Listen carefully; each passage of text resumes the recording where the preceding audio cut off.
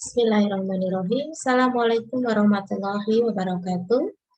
Rekan-rekan mahasiswa semuanya yang semoga selalu dalam keadaan sehat walafiat ya. Kita melanjutkan perkuliahan untuk bab selanjutnya, di mana untuk kesempatan kali ini saya akan memaparkan berkenaan dengan bab evolusi ya. Jadi sebelumnya kita tahu bahwasannya proses kehidupan manusia itu tidak bisa kita lihat dalam satu waktu ya, yang mana proses itu bisa kita amati dari awal hingga saat ini. Itu akan ada perkembangan-perkembangan tentang teori-teori yang itu berkenaan dengan teori kehidupan pada manusia ya. Jika itu berkenaan dengan pada manusia, tentunya ada kaitannya pula dengan hewan dan tumbuhan, karena itu menjadi bagian dari kehidupan manusia itu sendiri. Nah, di sini untuk evolusi memang tidak saya sampaikan secara menyeluruh ya. Artinya silahkan kalian bisa membaca sendiri yang berkenaan dengan materi evolusi. Jadi evolusi ini akan menjadi dasar untuk pembelajaran berikutnya, yaitu harapannya kalian sudah mendapatkan basic ya, atau dasar yang berkenaan dengan evolusi. Dan untuk evolusi itu sendiri tidak bisa kita bahas dalam satu kali pertemuan tentunya, karena untuk materinya sangat begitu banyak. Jadi harapannya kalian bisa lebih kreatif ya, artinya silakan kalian membaca secara mandiri apapun yang berkenaan dengan materi evolusi ya. Untuk evolusi itu sendiri ya, sebelum kita lebih banyak membahas, pasti yang pertama kali harus dipahami adalah pengertian ya. Apa itu evolusi? Nah, evolusi itu sendiri dapat diartikan sebagai proses perubahan ya. Perubahan makhluk hidup yang tentunya makhluk hidup di sini bisa meliputi manusia, hewan, tumbuhan, begitu ya, atau mikroorganisme ya. Jadi dapat dijelaskan pengertian evolusi itu adalah proses perubahan makhluk hidup yang terjadi dalam jangka waktu yang panjang ya. Tadi saya sudah menyebutkan bahwasannya kehidupan makhluk hidup seperti manusia contohnya itu tidak bisa kita lihat dalam satu waktu, tetapi proses ya dari awal hingga sampai saat ini. Jadi akan ada perkembangan-perkembangan ilmu, teori yang artinya akan menuju ke teori yang sekarang ya.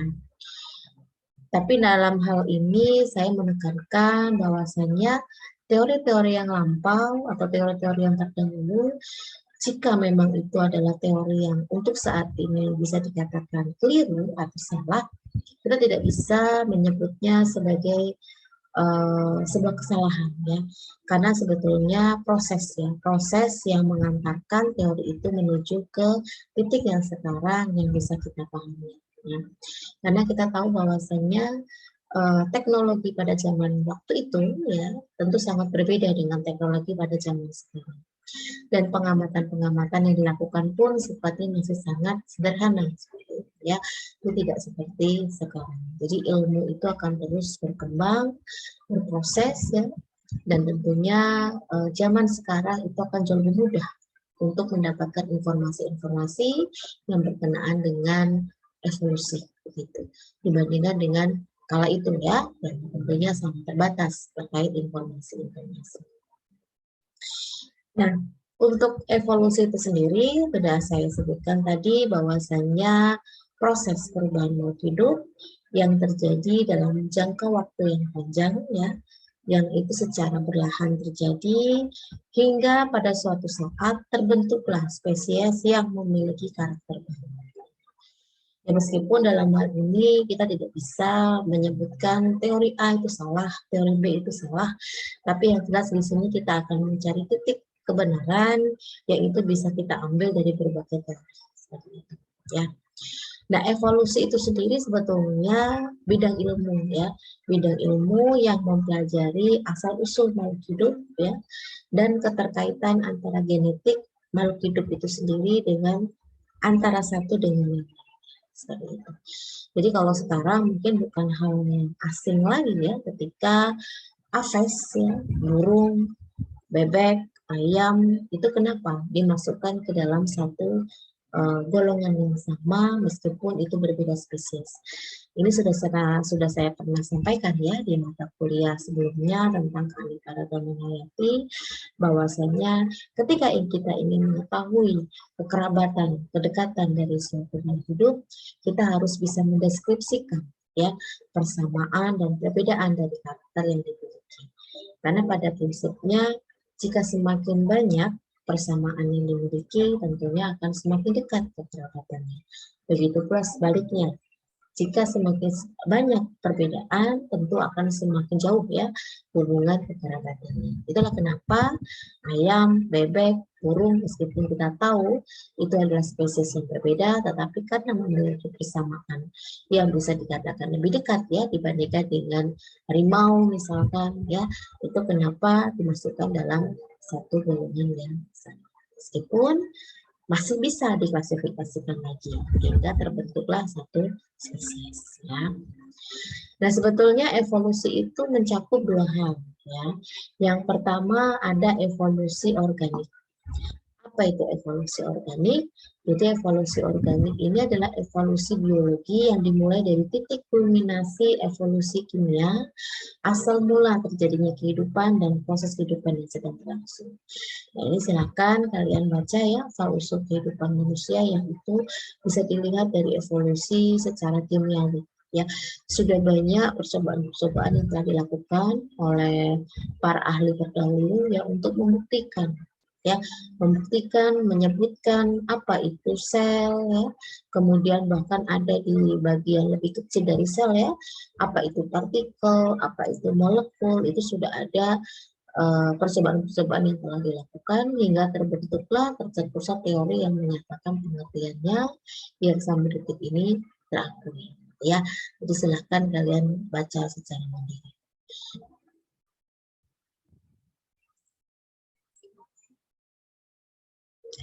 Kemudian yang kedua adalah evolusi molekuler atau evolusi anorganik ya.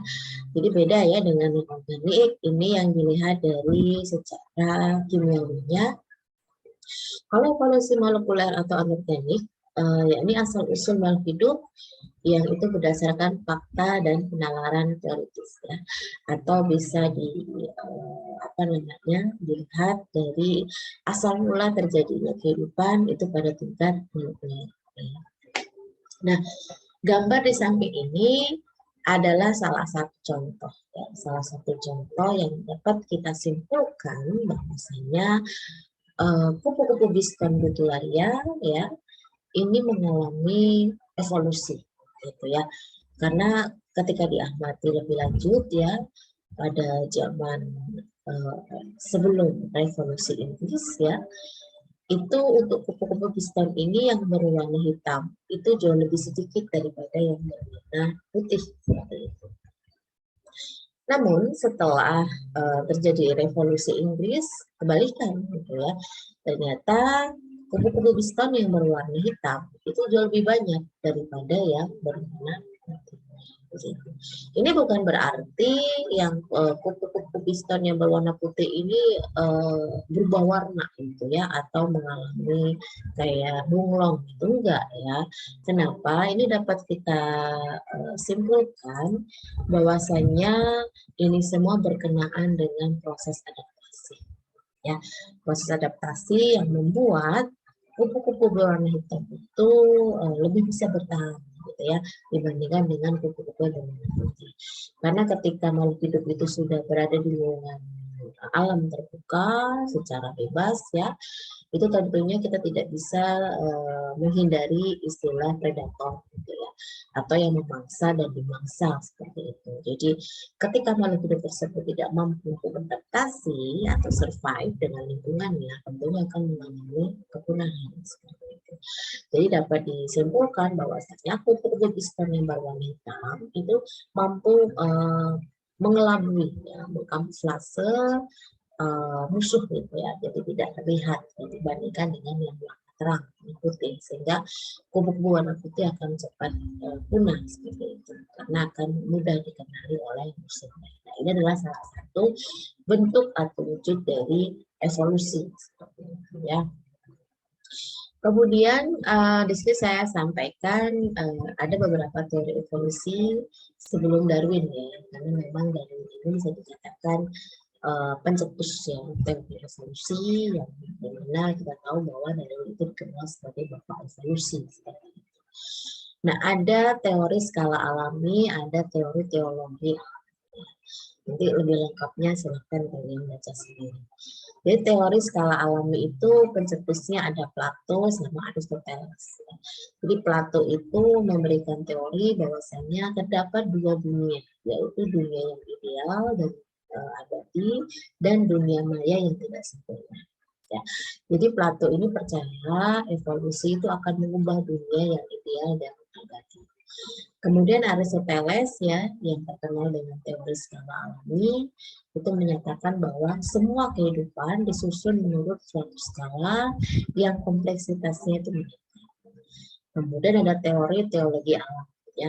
Di sini teori teologi alam itu karena ada istilah teologi ya berkenaan dengan Tuhan seperti itu. Jadi bertujuan untuk mencari tahu rencana Tuhan dengan mempelajari. Nah, di sini ada Carolus Linnaeus, ya, tentu kalian tidak asing lagi karena saya sudah mengenalkan nama dari Linnaeus itu pada mata kuliah taksonomi ya, atau klasifikasi hidup. Jadi setelah ditemukannya taksonomi atau klasifikasi yang itu berdasarkan keanekaragaman hidup ya, akhirnya tercetuslah ya teori yang berkenaan dengan taksonomi.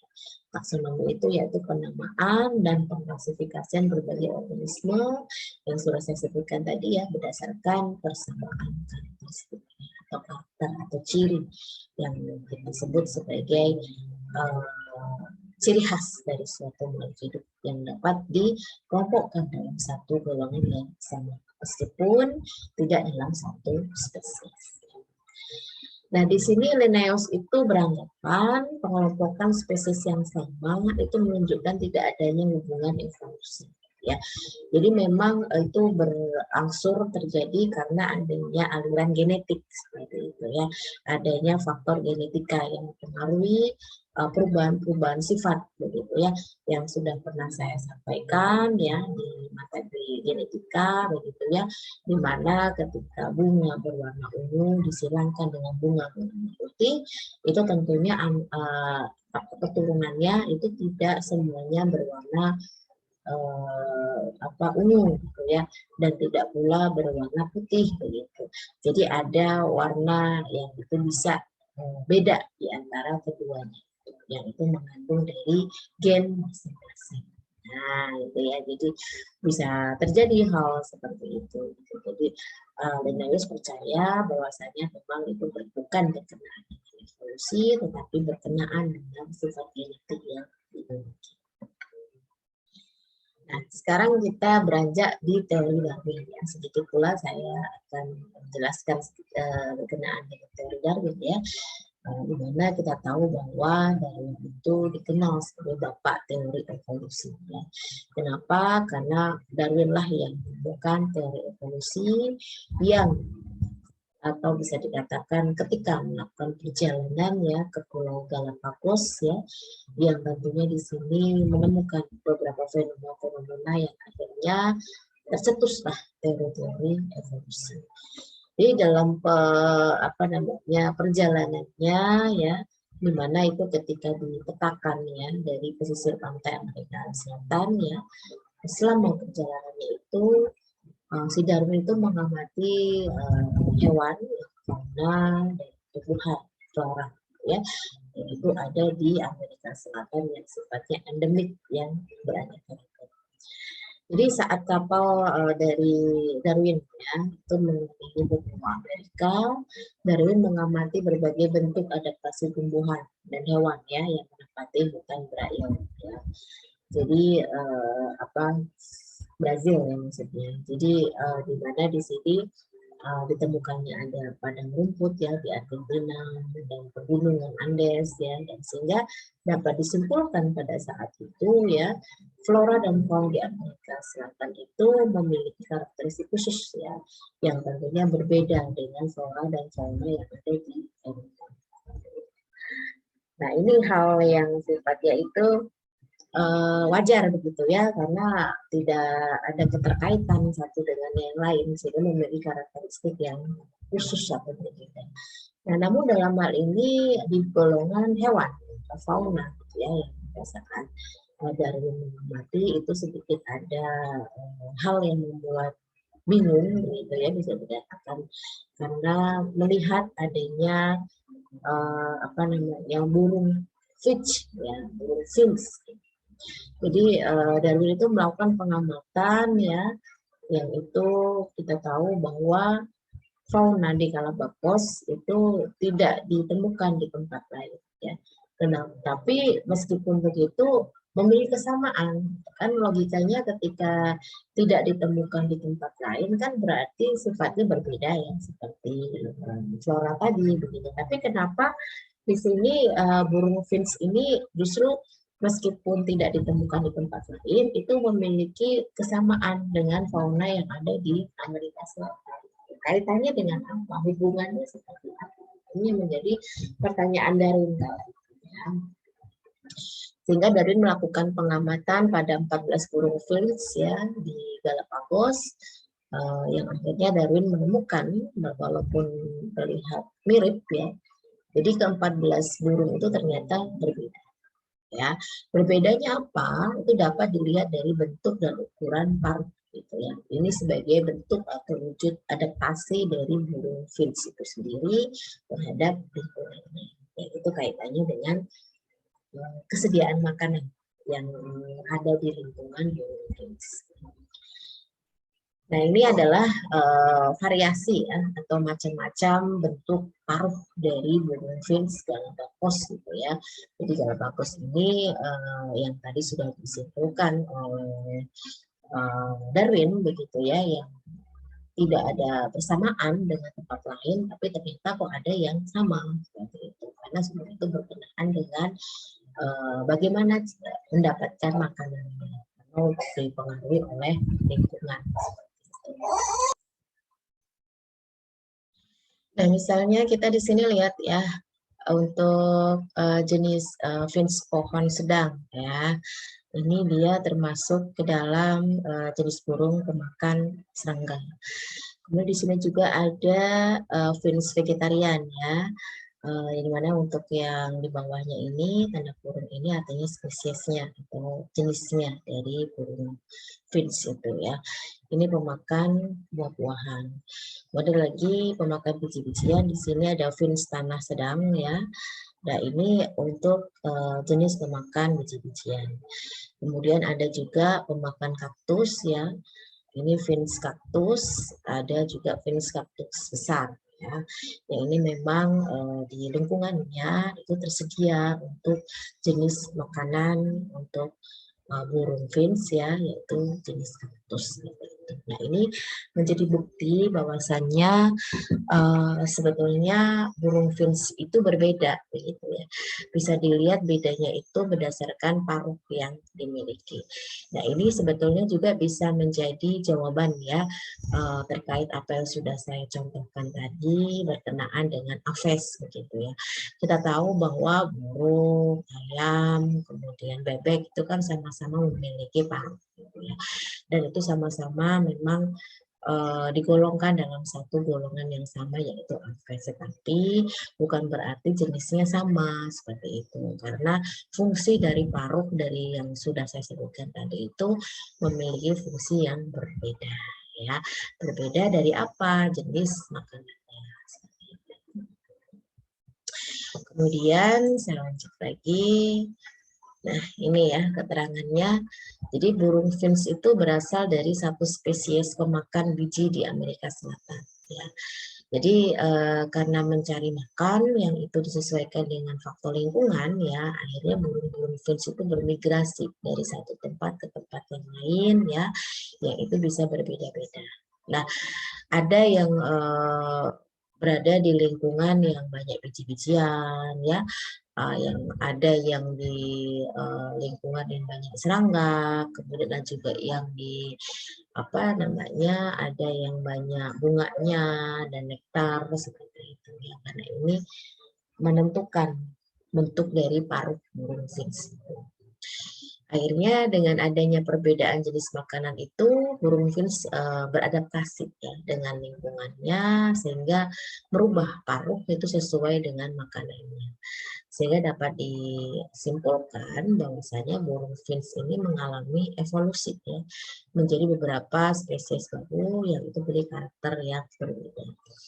Nah, akhirnya dari temuan dari Darwin ini diambil kesimpulan seperti itu. Kesimpulannya apa? Bahwasanya individu yang beradaptasi pada habitat dengan baik itu akan mewariskan sifat unggul kepada generasi selanjutnya. Di mana di situ ada semacam sifat dominan ya, yang itu kuat seperti itu ya, yang membuat makhluk hidup itu bisa bertahan.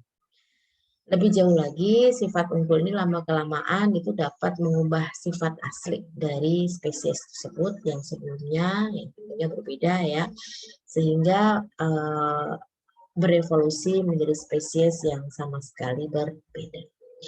Nah, ini bisa dilihat dari contoh pada burung finch tadi ya, meskipun dalam usulnya itu berasal dari satu spesies yang sama ya. Awal mulanya adalah pemakan biji di Amerika Selatan. Tapi kenapa bisa berbeda? Karena sifat burung itu kan sesuka hati ya, mau sana mau ke sini, artinya menyesuaikan juga dengan lingkungan yang didatangi seperti itu. Apakah banyak makanan yang itu bisa dimanfaatkan untuk nutrisinya atau tidak seperti itu. Tapi harus memilih ya, memilih dalam hal arti untuk mempertahankan hidup gitu. Jadi kalau dia memilih tidak memakan ya berarti punah seperti itu ya, tidak bisa bertahan. Tapi kalau dia memilih untuk makan ya berarti itu adalah salah satu upaya untuk mempertahankan hidupnya. Atau bisa dikatakan dia dapat beradaptasi dengan baik di lingkungannya. Nah, ada beberapa pokok teori evolusi Darwin ya. Yang pertama itu spesies yang hidup sekarang itu berasal dari spesies-spesies yang hidup di masa silam ya. Jadi ada generasi ke generasi yang diturunkan. Apa yang diturunkan? Gen. Gen yang membawa sifat-sifat tertentu dari suatu makhluk. Kemudian evolusi terjadi melalui seleksi alam. Ya. Jadi seleksi alam itu terjadi karena adanya perbedaan keberhasilan pertama reproduksi organisme. Ya. Yang kedua kemampuan untuk makan. Ya. Jadi ini penting sekali karena ketika makhluk hidup tidak mampu bertahan dan tidak bisa memanfaatkan lingkungannya dengan baik, tentu akan terseleksi alam dengan sendirinya atau bisa dikatakan mengalami kepunahan. Kemudian seleksi alam terbentuk itu adanya interaksi ya, interaksi dari lingkungan dan variasi yang dimiliki oleh organisme seperti itu. Kemudian produk dari seleksi alam itu adalah adaptasi ya, adaptasi yang itu sangat spesifik ya, yang bisa dilihat bagaimana dia dapat bertahan hidup di lingkungan yang mungkin berbeda dengan asal usulnya. Dan tentunya dari adaptasi itulah menyebabkan perubahan sifat yang dimiliki atau mengalami evolusi. Tapi yang menjadi penekanan di sini evolusi itu bukan sesuatu yang sifatnya instan ya. Maksudnya tidak terjadi dalam waktu yang singkat gitu ya. Bisa dikatakan puluhan tahun seperti itu, kan ratusan tahun ya untuk mengetahui bagaimana tingkat evolusi yang terjadi dari karakter yang terbentuk. Nah, di sini saya akan menyampaikan teori lain ya. Selain Darwin, itu ada teori evolusi Lamarck ya, pada tahun 1744 sampai 1929. Nah, Teori Lamarck ini bisa dikenal ya dengan baik memang ketika kalian sudah membaca sejarahnya gitu ya. Kalau belum mungkin masih bingung gitu ya, tapi bukan berarti tidak bisa ya, tetap kalian harus mencari tahu sendiri karena apa yang saya sampaikan di situ hanya sifatnya poin-poin yang sekiranya itu perlu saya sampaikan begitu. Tapi bukan berarti yang lain tidak perlu, gitu ya. Perlu juga, tetapi apa daya ya, karena waktu tentu tidak memungkinkan, jadi harapannya kalian bisa membaca sendiri. Nah, dari teori evolusi Lamarck ini yang mana bisa kita baca dari buku yang berjudul Filosofik ya, yang itu ditulis oleh James Baptiste de Lamarck ya, ahli biologi berkebangsaan Prancis ya. Jadi Lamarck ini menyebutkan beberapa gagasan ya terkait teori evolusi. Pertama, lingkungan itu mempunyai pengaruh yang besar pada sifat ciri, ya, pada sifat atau karakteristik dari makhluk hidup tersebut. Yang kedua, ciri dan sifat tersebut itu dapat terbentuk dan dapat diwariskan kepada keturunan. Kemudian yang ketiga, organ yang sering digunakan itu akan berkembang daripada yang tidak digunakan. Sehingga ketika organ itu sering digunakan, maka ukurannya akan jauh lebih besar ya. Kemudian ketika tidak atau jarang digunakan, itu akan mengalami penyusutan dan bahkan menghilang. Nah, dalam hal ini kita bisa mengenal dua teori yang berkenaan dengan morfologi pada makhluk hidup ya. Jadi ada divergensi morfologi, yang kedua konvergensi morfologi. Perbedaannya apa? Divergensi morfologi ini adalah perubahan dari bentuk dan struktur tubuh nenek moyang itu menjadi struktur tubuh spesies-spesies yang berbeda. Ya. Sedangkan konvergensi morfologi ini perubahan bentuk dan struktur tubuh yang berbeda-beda pada spesies ya, yang hubungannya evolusinya jauh jadi bentuk dan struktur yang sama. Nah, ini contoh divergensi morfologi ya. Kita tahu kalau misalkan antara reptil, ya, ayam, kelelawar, lumba-lumba, nah ini kan berbeda spesies ya. Tetapi kalau dilihat dari strukturnya ya, itu perubahan-perubahan inilah yang menyebabkan terjadinya divergensi morfologi. Sedangkan kalau yang kedua, konversi morfologi ini berbeda spesies gitu ya, antara apa namanya, di sini ada lumba-lumba, ada ikan hiu, ada penguin. Nah ini kan berbeda spesies ya, ada animalia, ada pisces, jenis ikan. Tetapi memiliki sirip ya yang hampir sama seperti itu. Ya, yang fungsinya ya untuk berenang. Beda ya dengan yang divergensi. Jadi adanya perubahan struktur ya dari nenek moyang. Nenek moyang itu asal usul yang berbeda gitu ya, dari spesies yang berbeda. Itu ya perbedaannya. Nah, kemudian ada teori lagi yang itu berkenaan dengan Lamarck yang tentunya ini menjadi dasar penjelasan berkenaan dengan evolusi. Jadi Lamarck itu memberikan contoh pada hewan jerapah. Ya. Jadi pada saat itu Lamarck itu berpendapat bahwasannya leher jerapah yang panjang yang kita lihat pada saat ini itu terbentuk karena adanya evolusi. Jadi menurut Lamarck itu pada masa lalu ya jerapah hanya ada satu jenis, yaitu jerapah dengan leher pendek. Nah, karena makanan dari jerapah ini kan jenis tanamannya harus muda dan itu biasanya kan ada di pucuk gitu ya. Nah, ketika pohon daunnya yang hijau yang masih muda di pucuk itu kan pasti posisinya tinggi ya.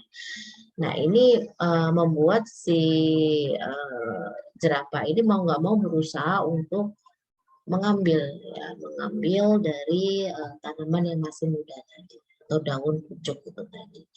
Akhirnya lama-kelamaan ototnya terbentuk gitu, karena sering digunakan untuk mengambil makanan. Akhirnya lama-kelamaan itu akan semakin panjang. Ya, sehingga penggunaan dari leher jerapah ini akan maksimal. Jadi ada perubahan bentuk yang awalnya pendek jadi panjang. Nah, sifat panjangnya jerapah ini karena adanya adaptasi dengan lingkungan untuk memperoleh makanan ternyata dapat diturunkan. Sehingga jerapah yang kita lihat saat ini itu berleher panjang. Ini kalau menurut teori evolusi lama seperti itu. Nah, sedangkan teori Darwin itu juga berpendapat juga ya yang berkenaan dengan jerapah seperti itu. Ini berdasarkan buku yang sudah dipublish ya, The Origin of Species. Ya. Jadi menurut Darwin itu teori evolusi yang terjadi itu dapat terjadi secara berkala. Ya. Oleh karena itu dapat disimpulkan ada dua teori yang mendukung. Ya. Yang pertama, spesies yang ada sekarang itu berasal dari spesies yang hidup di masa lalu. Nah, ini poin yang harus dicatat ya. Yang kedua, evolusi itu terjadi karena adanya seleksi alam. Nah, ini adalah menjadi kata kunci penting ya, untuk memahami dari teori evolusi. Nah, tentunya berbeda dengan Lamarck tadi. Kalau Lamarck tadi itu kan dulunya jerapah itu lehernya pendek karena adanya upaya untuk mendapatkan makanan yang itu posisinya tinggi ya, akhirnya membuat jerapah itu berusaha untuk mengambil, akhirnya lama-kelamaan otot dari lehernya akan kuat dan memanjang seperti itu. Berbeda dengan Darwin, berbeda dengan Lamarck ya. Kalau Darwin ini berpendapat bahwa pada masa lalu jerapah itu ada dua jenis. Ada jenis jerapah berleher pendek, ada jenis jerapah berleher panjang. Nah, kembali lagi di sini adanya persaingan, kompetisi dalam hal mendapatkan makanan tentunya. Ya.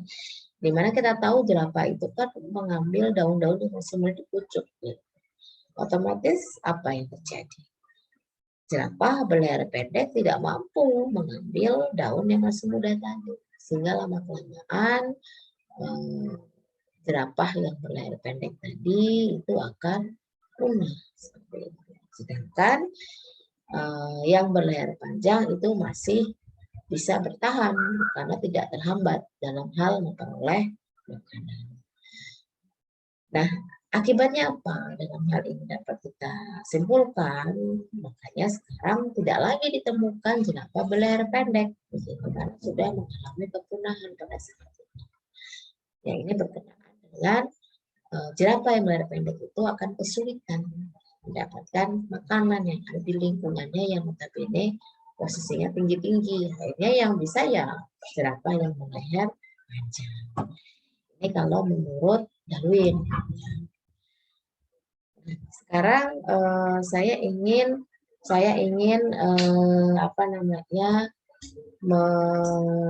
menyimak penjelasan kalian berkenaan dengan kedua teori ini ya. Jadi silahkan Anda tuliskan menurut Anda berkenaan dengan kedua teori tersebut ya. Menurut Anda teori mana yang paling sesuai ya. Tentunya tidak hanya sekedar memilih ya, memilih Darwin yang benar, sesuai, Lamarck yang enggak, tidak hanya sebatas itu. Tapi kalian bisa menjelaskan secara gamblang begitu ya, yang mungkin bisa dikaitkan dengan teori-teori saat ini. Menurut Anda dari kedua teori itu mana yang lebih relevan dengan kondisi yang sebenarnya? Apakah teori dari Lamarck atau teori dari Darwin yang berkenaan dengan jerapah berleher panjang ya. Nah, itu silahkan Anda tuliskan penjelasan itu yang tentunya di sini akan menjadi tugas ya, bisa dikumpulkan setelah kalian mengerjakan. Kemudian saya lanjutkan lagi. Nah, untuk mekanisme evolusi itu sendiri, jadi mekanisme evolusi itu sendiri itu ada beberapa skema yang harus dilalui seperti itu. Kita tahu bahwa keterlibatan dari sifat genetik makhluk hidup itu tidak akan terlepas. Seperti apa yang sudah disampaikan oleh Darwin ya, bahwasanya spesies yang saat ini ada itu berasal dari spesies yang dulu hidup. Seperti itu. Nah, tentunya sifat-sifat yang diturunkan itu kan mengalami kayak semacam perpaduan secara acak gitu. Yang itu bisa disebabkan karena faktor genetik bawaan dari induk ya, atau dari faktor lingkungan. Kalau faktor lingkungan itu bisa menyebabkan perubahan dari perpaduan genetika itu tadi atau susunan gen itu tadi, yang bisa kita kenal sebagai mutasi. Tapi kalau istilah rekombinasi itu memang prinsip awal dari proses persilangan, karena memang ketika terjadinya persilangan atau reproduksi itu kan menggabungkan dua sifat yang berbeda. Nah, ini pengertian dari rekombinasi itu sendiri. Jadi akhirnya adanya mutasi gen yang dipengaruhi oleh lingkungan, adanya rekombinasi gen, ya itu akan menyebabkan variasi genetik. Ya. Dan variasi genetik itulah yang dipengaruhi kemampuan adaptasi dari makhluk hidup itu. Sehingga terbentuklah spesies yang memiliki karakteristik yang baru. Nah, untuk mengetahui terjadinya mutasi itu nggak gampang. Ya. Kita nggak bisa menyebutkan dalam waktu 1 hari, 2 hari, 1 tahun, itu nggak bisa. Jadi kita bisa amati dari beberapa generasi. Gitu ya. Jadi ketika ingin mengetahui angka laju mutasi di semua hidup, itu kita harus paham dulu angka laju mutasi itu apa dan berapa jumlah generasi yang dapat kita amati, baru bisa kita hitung angka laju mutasinya. Ya, jadi sebelumnya kita harus paham dulu ya, angka laju mutasi itu adalah banyaknya gen yang bermutasi dari seluruh gamet yang dihasilkan dari individu suatu spesies. Ya. Nah, untuk mutasi itu perbandingannya yang terjadi itu 1:100.000. Ya. Nah, akhirnya apa? Dapat kita ketahui bahwasannya peluang terjadinya mutasi yang menguntungkan sifatnya itu 1:1000. Ya. Nah, dalam hal ini memang adanya mutasi ini menjadi PR tersendiri ya bagi makhluk hidup. Enggak hanya yang sifatnya multiseluler seperti manusia, hewan, tumbuhan, bahkan mikroorganisme pun PR tersendiri. Apalagi mikroorganisme yang sifatnya patogen yang dapat menyebabkan penyakit pada manusia atau hewan. Jadi ketika mikroorganisme itu mudah mengalami mutasi, itu akan mempengaruhi sifat karakteristik yang dimungkinkan itu bisa lebih patogen, lebih berbahaya. Seperti virus COVID ya, virus corona. Nah, virus corona ini kan sudah beberapa kali mengalami mutasi. Mutasi yang menyebabkan perubahan sifat yang akhirnya dapat mempengaruhi dari virulensinya atau kemampuan yang dapat menyebabkan infeksi ya, atau penyakit dari inangnya yang manusia. Gitu. Ini contohnya. Nah, kemudian ada istilah genetika populasi ya. Jadi genetika populasi memang erat kaitannya dengan evolusi itu tadi ya, meskipun tidak secara langsung ya, karena memang evolusi ini kan baru dapat kita nilai itu tidak dalam waktu yang singkat gitu. Ada proses waktunya dan itu pun jangkanya lama dan panjang. Nah, sebelumnya apa itu genetika populasi? Jadi genetika populasi itu adalah cabang ilmu yang mempelajari interaksi gen di dalam suatu populasi yang menguraikan secara matematik ya akibat dari keturunan pada tingkat populasi. Jadi ini hanya dalam satu populasi gitu. Jadi kita tahu populasi itu adalah sekelompok organisme yang bisa dikatakan satu jenis gitu ya, yang ditandai ketika makhluk hidup itu mampu untuk bereproduksi dan menghasilkan keturunan yang fertil, yaitu berarti dikatakan dalam satu spesies yang sama. Ya, atau terjadinya perkawinan yang bersifat inbreeding secara acak gitu ya, adanya hubungan yang dekat gitu. Akhirnya apa? Terjadinya inbreeding secara acak ini akan mewariskan alel-alel ya dari satu generasi ke generasi yang berikutnya. Ini mengacu pada hukum Mendel, ya. Baik itu secara segregasi maupun secara sortasi. Silakan dipelajari lagi ya, baik itu segregasi atau itu sortasi. Karena adanya perkawinan silang itu tadi, gitu ya, yang itu bisa memadukan karakteristik baru yang dibawa oleh alel. Nah, ada beberapa istilah-istilah penting yang harus kalian pahami ya. Yang pertama itu ada istilah frekuensi gen. Apa itu frekuensi gen? Jadi frekuensi gen ini adalah proporsi alel-alel suatu gen dalam populasi. Yang kedua gen pool. Gen pool itu artinya jumlah gen dalam gamet-gamet dari suatu populasi. Ada frekuensi genotipe. Berarti proporsi gen dalam populasi. Ada frekuensi fenotipe, berarti proporsi fenotipe dalam populasi. Nah, istilah gen pool ini yang akan menjadi bahasan kita. Jadi sudah disebutkan tadi bahwasanya gen pool adalah total seluruh gen yang ada di dalam gametnya dari suatu populasi tertentu. Jadi individu-individu dalam populasi yang sifatnya datang dan pergi, ya, itu bisa saja terjadi. Tetapi ya, gen-gennya tetap ada di dalam populasi tersebut, dan itu bisa berlaku sepanjang waktu. Itulah kenapa sifat-sifat keaslian tidak bisa hilang seperti itu. Nah, dalam hal ini gen-gen yang dimiliki oleh makhluk hidup, ya, itu diatur kembali dari generasi ke generasi karena adanya apa? Hukum Mendel itu tadi, adanya segregasi, adanya sortasi, atau mungkin terjadi ada proses pindah silang antara kromosom. Kalau pindah silang memang kaitannya dengan kelainan genetik karena adanya pindah silang seperti itu. Nah, di sini saya akan tampilkan contoh kasus yang itu bisa menggambarkan genetika populasi. Yang saya ambil contoh di sini adalah tumbuhan pada kecambah.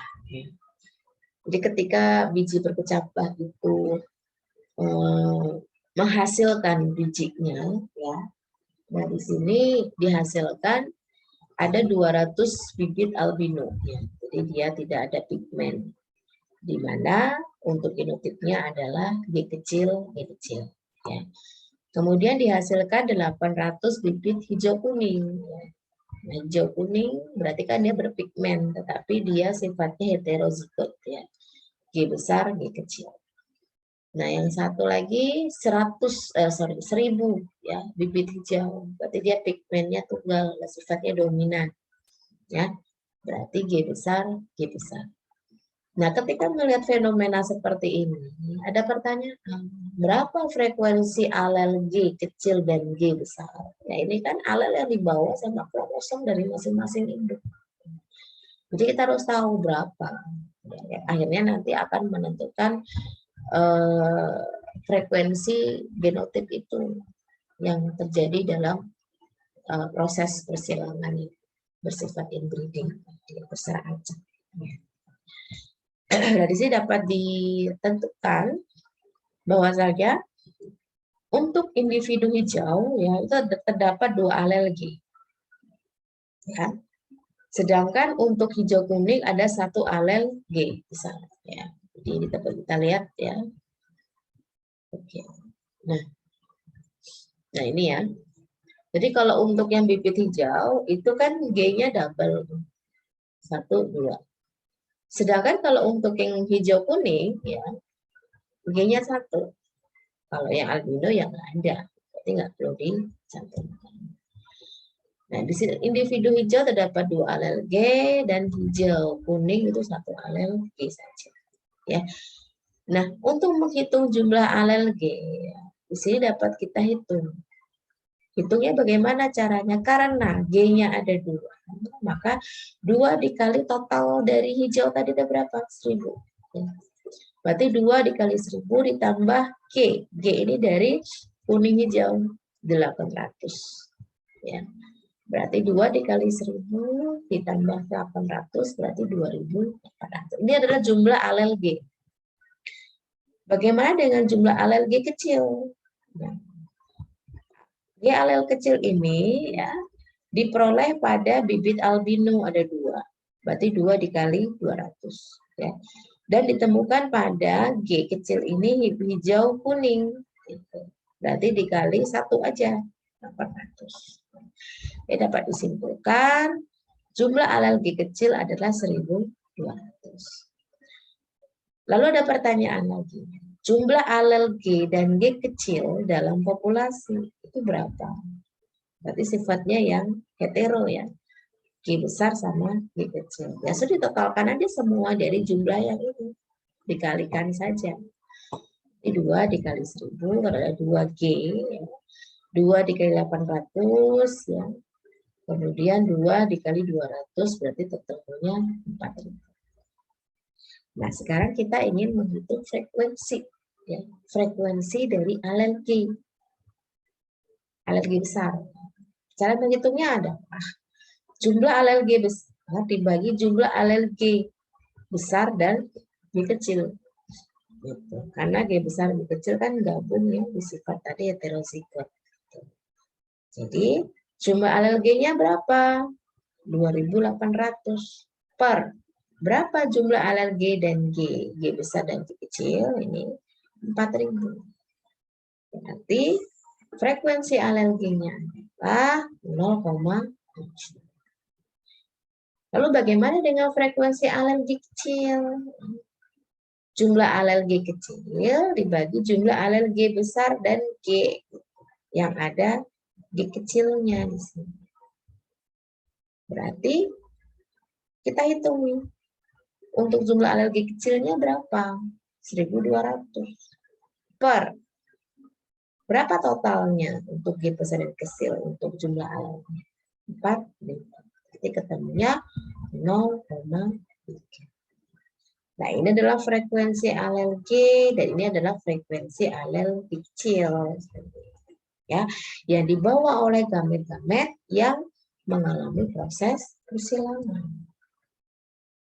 Nah, sekarang kita ingin mengetahui frekuensi dari genotipe. Ya, frekuensi tidak lagi frekuensi alel, tapi frekuensi genotipe dari soal yang sama. 200 bibit albino, 800 bibit hijau kuning, dan 1000 bibit hijau.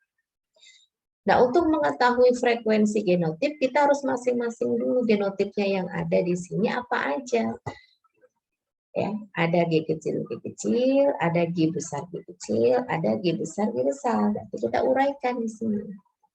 Ya, totalnya untuk G besar, frekuensi G besar, karena totalnya ada 1000.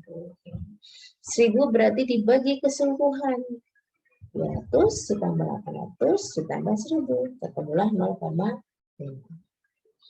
Bagaimana dengan frekuensi G besar G kecil? Karena di sini ada 800 ya dibagi total semua, ketemulah 0,4. Bagaimana dengan G kecil ya 200 dibagi total semuanya, ketemunya 0,1. Gitu ya. Nah, di sini ada frekuensi alel. Jadi ada frekuensi G, ada frekuensi G besar dan G kecil. Ya. Jadi kalau berbicara masalah frekuensi sebetulnya sama sih dengan hitungan sebelumnya ini ya. Ya. 0,7 dan 0,3 untuk perhitungannya. Gitu. Ya, ini untuk mengetahui bagaimana hubungan antara genetika populasi ya yang itu mempengaruhi dari sifat-sifat dari suatu populasi tersebut. Nah, kemudian saya akan menjelaskan tentang hukum Hardy-Weinberg. Ini sangat terkenal sekali ya dalam ilmu genetika yang berkenaan dengan evolusi. Kenapa? Karena memang penting, salah satu teori yang penting dalam mekanisme evolusi. Jadi hukum Hardy-Weinberg itu ditemukan oleh W. Weinberg ya, seorang fisikawan, dan G. H. Hardy, seorang matematikawan pada tahun 1990. Jadi background-nya itu bukan biologi, tapi dari fisika dan matematika. Tapi berlakunya di mata kuliah biologi, yaitu berkenaan dengan ilmu genetika dan evolusi. Ya. Namun dalam hal ini ada syarat ya, syarat berlakunya hukum Hardy-Weinberg itu. Yang pertama, jumlah populasinya harus besar. Ya, kenapa? Karena tentunya akan memberikan peluang yang besar juga untuk terjadinya perkawinan inbreeding secara acak. Sehingga apa? Variasinya akan lebih banyak. Ya. Kemudian adanya fertilisasi dan viabilitas yang tinggi, ya, karena peluangnya besar. Yang kedua, tidak adanya mutasi, tidak adanya seleksi alam, dan tidak adanya migrasi. Tapi dalam satu populasi itu. Nah, jika hukum Hardy-Weinberg terjadi, maka evolusi tidak akan terjadi. Kebalikannya, kalau evolusi terjadi, berarti hukum Hardy-Weinberg tidak berlaku. Nah, ini bisa menentukan suatu populasi itu terjadinya evolusi atau tidak, itu berdasarkan hukum ini, hukum Hardy-Weinberg ini. Nah, ini untuk mengetahui terjadinya evolusi atau tidak dalam suatu populasi. Nah, rumusnya di sini dapat kita lihat ya. Secara umum, hukum Hardy-Weinberg itu dapat dirumuskan ya. Jika frekuensi alel A besar di dalam populasi diumumkan seperti P. Kemudian frekuensi alel A yang kecil, ini yang sifatnya dominan, yang resesif ya, itu diumpamakan Q. Ya. Jadi hasil perkawinan antara heterozigot antara A besar A kecil dengan A besar A kecil, maka dapat dihasilkan homozigot dominan A besar besar, heterozigot 2 A besar A kecil, ya, homozigot resesif A kecil A kecil. Ini awal mula rumus itu diturunkan. Jadi di mana tadi simbol untuk alel A kan P kecil P kuadrat. Ya, kemudian untuk yang kecil ini Q, berarti 2P dikali Q, berarti 2PQ. Karena kan ini yang besar, ini kecil. Ya, oh sorry, ini P, ini Q, karena ini besar. Sini diwakilkan P kecil dan A itu adalah Q. Resesif A kecil berarti Q kali Q berarti Q kuadrat. Sehingga dapat diperoleh persamaan ya, P kuadrat plus 2PQ plus Q kuadrat sama dengan 1. Ya, P besar ini adalah frekuensi gen dominan. Ya, bisa A, B, D, seterusnya. Gitu. Sedangkan yang Q itu frekuensi gen resesif yang A kecil ini. Ya, bisa A kecil, B kecil, D kecil, dan seterusnya.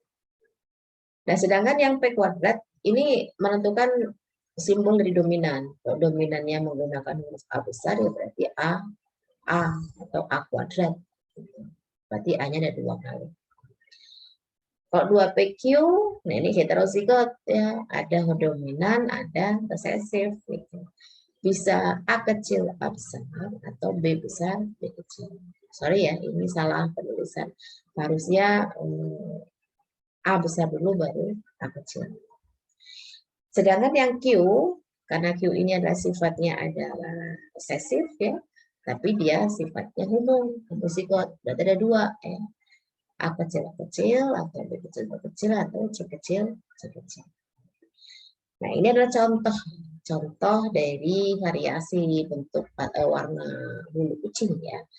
Jadi ketika terjadi Hardy-Weinberg sesuai dengan persamaannya, itu P kuadrat plus 2PQ plus Q kuadrat itu dapat disimpulkan bahwa sifat yang dominan itu berada yang sifatnya itu di P kuadrat ini.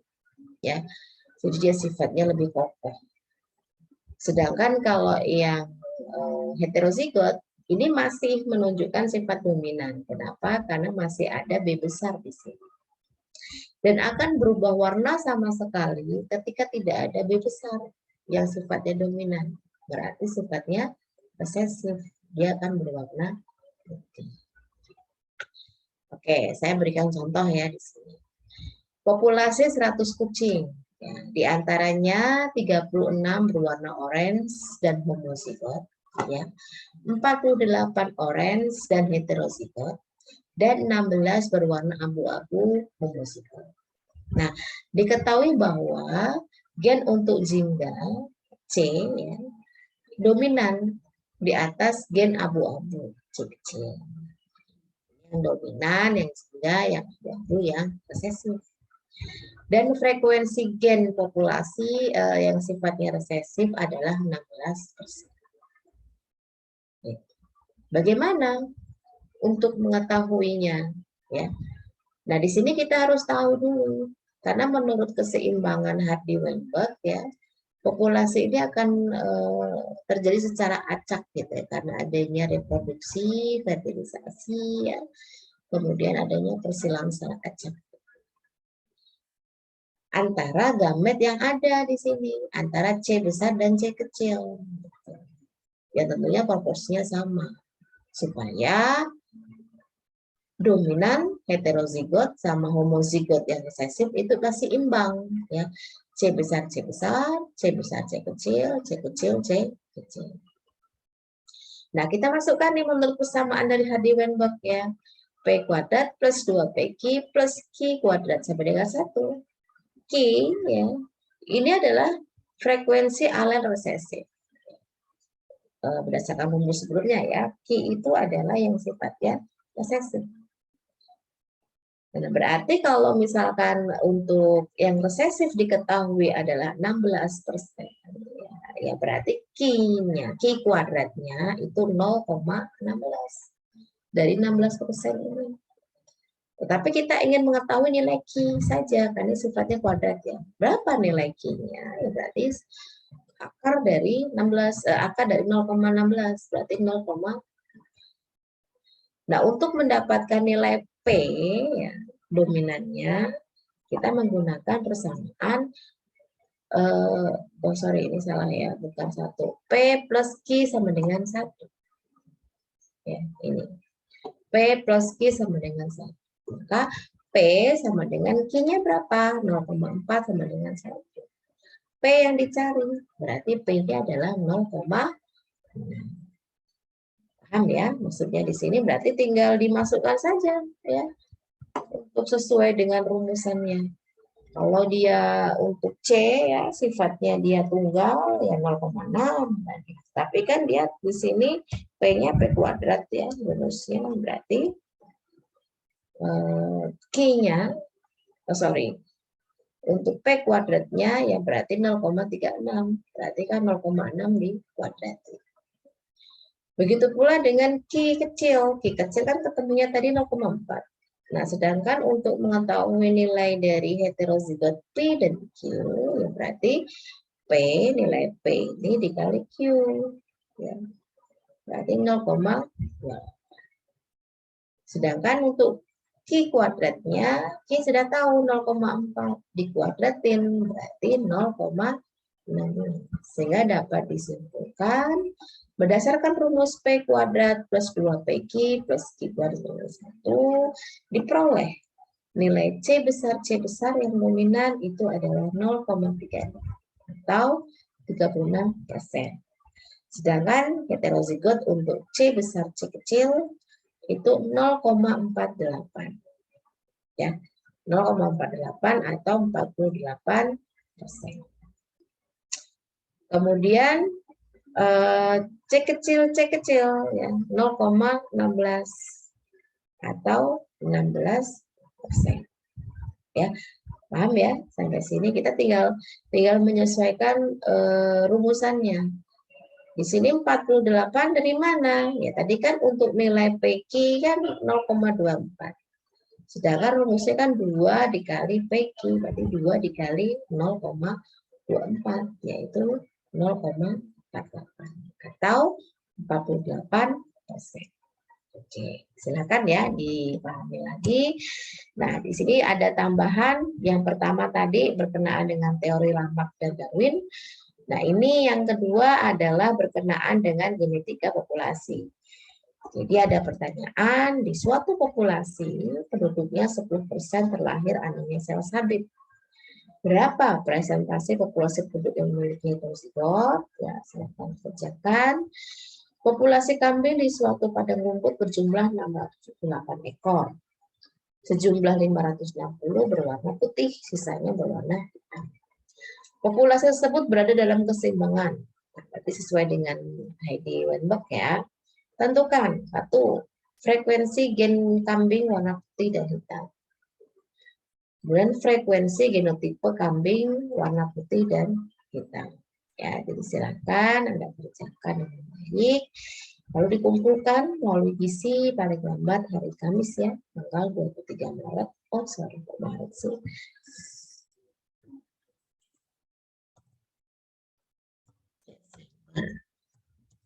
Desember 2021. Nanti akan saya buatkan Google Classroom-nya ya. Oke, itu yang dapat saya sampaikan berkenaan dengan evolusi. Semoga dapat dipahami. Terima kasih. Assalamualaikum warahmatullahi wabarakatuh.